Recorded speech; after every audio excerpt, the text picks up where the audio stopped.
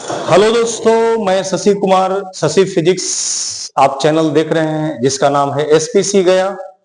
और आज मैं आपको 2027 में एग्जाम होने वाला क्लास 12 का मेन क्वेश्चन बताने वाला हूं। वो क्वेश्चन का नाम क्या है? तो क्वेश्चन है कि एक समान रूप से आवेशित अनंत लंबाई के चादर के कारण चुंबकीय क्षेत्र का सूत्र को प्राप्त करें, सॉरी विद्युतीय क्षेत्र का सूत्र को प्राप्त करें। तो क्वेश्चन कौन सा है, जरा उस पर हम लोग बात कर लें। तो क्वेश्चन है कि अनंत लंबाई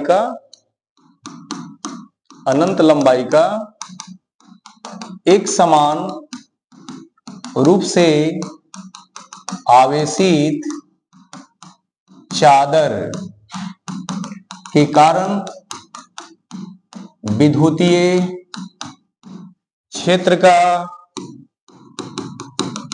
सूत्र को प्राप्त करें।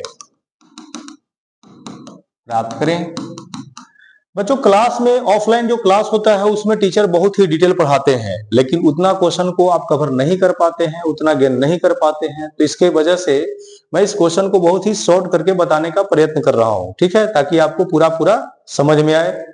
तो हम लोग करेंगे क्या, तो यहाँ पर सबसे पहले ऐसे प्रूफ लिख लेंगे, और प्रूफ को हम कहते हैं प्रमाण, ठीक है। और इसमें एक ऐसे चादर बनाना है बच्चों, ऐसे चादर बनाना है, और ये चादर जो होगी वो एक समान रूप से आवेशित होगी, इस तरह से आवेशित होगी, ऐसे आवेशित होगी।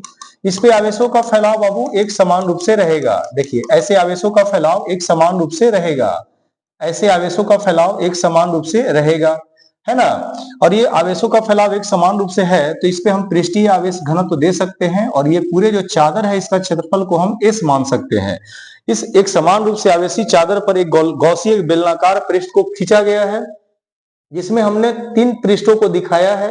एक पृष्ठ का नाम है, यहाँ पर नाम दिया जाएगा P, यहाँ पर नाम हो जाएगा P डैश, और यहाँ पर हो जाएगा C, ठीक है। तो इस तरह से हम लोग ऐसे पिक्चर को पहले बना लेंगे।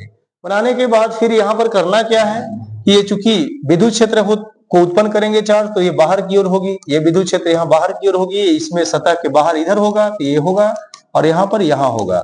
तो हम देख पा रहे हैं क्या कि ये सतह के लॉन्ग है, तो यहाँ थीटा का वैल्यू क्या आ जाएगा, 0 डिग्री। यहाँ थीटा की वैल्यू आ जाएगा 90 डिग्री, और यहाँ थीटा की वैल्यू भी हो जाएगी 0 डिग्री। बच्चों, पूरे सतह की अपेक्षा ये जो सतह है ये बहुत ही छोटा है, तो इसका क्षेत्रफल को ds माना जाएगा, इसे भी ds माना जाएगा, इसे भी ds माना जाएगा। क्योंकि विद्युत आवेश है तो फ्लक्स को भी उत्पन्न करते हैं और विद्युत क्षेत्र को भी उत्पन्न करते हैं, तो यहाँ फ्लक्स हो जाएगा d फाई p, और यहाँ हो जाएगा d फाई p डैश, और यहाँ हो जाएगा d फाई c। इसलिए ऐसा होगा कि सतह पर भी निर्भर करता है विद्युत फ्लक्स। तो सतह अगर छोटी है, उसका एरिया छोटा है, तो उसके एरिया के अकॉर्डिंग, यानी उसके एरिया के क्रॉस होता है विद्युत फ्लक्स। तो एरिया अगर छोटा है तो विद्युत फ्लक्स की वैल्यू भी छोटी होगी। तो इस तरह से ये पिक्चर बन गया।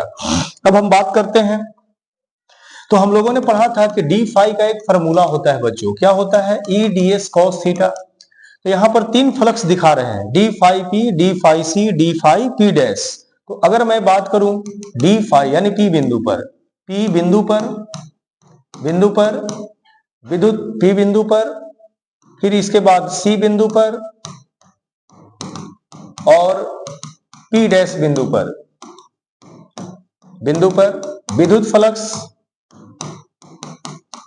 विद्युत फ्लक्स क्रमशः क्या क्या है, तो डी फाई पी है, डी फाई सी है, और डी फाई पी डैश है। तो देयरफॉर डी फाई टी का वैल्यू क्या हो जाएगा, तो ई डी एस कॉस 0 डिग्री।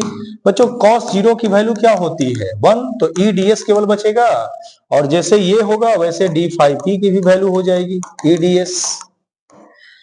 अब अगर मैं डी फाई सी की बात करूं, तो डी फाई सी जो है वो डी फाई सी की वैल्यू क्या होगा, तो ई डी एस करेंगे तो कॉस यहाँ 90 होगा, क्योंकि थीटा की वैल्यू 90 है, तो ये पूरा वैल्यू क्या हो जाएगा, 0 हो जाएगा। अब तीनों या कुल फ्लक्स, तो जब मैं कुल फ्लक्स लूंगा तो कुल फ्लक्स यहाँ क्या लिया जाएगा, तो देखिए कुल फ्लक्स यहाँ होगा, कुल फ्लक्स को हम यहाँ डी फाई ले लेंगे, और डी फाई लेने के बाद ये तीनों को ऐड कर देंगे, D phi P plus D phi C plus D phi P dash, और ये तीनों का वैल्यू को बैठाएंगे। तो बैठाने के बाद क्या आने वाला है आपका, तो देख लेंगे। तीनों के बाद बैठाने के बाद आपको आने वाला है, यहाँ देखिएगा, है ना, तीनों बैठाने के बाद आपको आने वाला है d5 बराबर ये 0 हो गया और दोनों2e आ जाएगा। अब d का मतलब होता है स्मॉल, इसकी वैल्यू को इंक्रीमेंट करना है, बढ़ाना है, तो हम समाकलन करेंगे, इंटीग्रेशन करेंगे। तो समाकलन कैसे होगा, तो d5 बराबर होगा 2e और यहाँ लिखा जाएगा ds और यहाँ 5 बराबर होगा 2e इंटू s। इक्वेशन 1 हो जाएगा बच्चों। अगर मैं बात करूं गॉस के पहला प्रमेय का, तो गॉस के पहला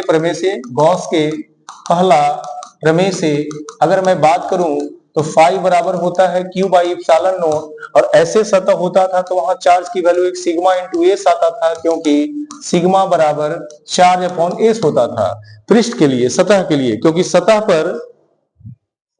सतह पर अगर आवेशों का फैलाव अच्छे होते हैं तो उस कंडीशन में होता है। यहाँ पर हम 5 बराबर लिख देंगे सिग्मा इंटू एस। अब ये इक्वेशन यहाँ पर बाई एप्सिलॉन नॉट है, चार्ज के स्पेस पर बैठा दिया, इक्वेशन सेकंड हो गया। दोनों में 5 दिख रहा होगा 1 और 2 में, तो समीकरण 1 और 2 से जब चलेंगे, 1 तथा समीकरण 2 से, तो बच्चों यहाँ क्या लिखा जाएगा, तो E into S equal to sigma into S upon epsilon naught. अब एस से एस कैंसिल हो जाएगा, इक्वल टू हो जाएगा सिग्मा बाई 2 एप्सिलॉन नॉट। तो ये आपका इंपोर्टेंट क्वेश्चन है चैप्टर नंबर 1 का, इसे भी आप कर लेंगे। 2027 में जो बच्चे एग्जाम देने वाले हैं उनको मैं कह रहा हूं अच्छा से इसको कर लेना है। तो ये आपका क्वेश्चन हो गया, ठीक है। फिर मैं अगले क्वेश्चन के साथ नए वीडियो में उपस्थित रहूंगा। तब तक के लिए सभी बच्चों को धन्यवाद और बहुत बहुत अभिनंदन।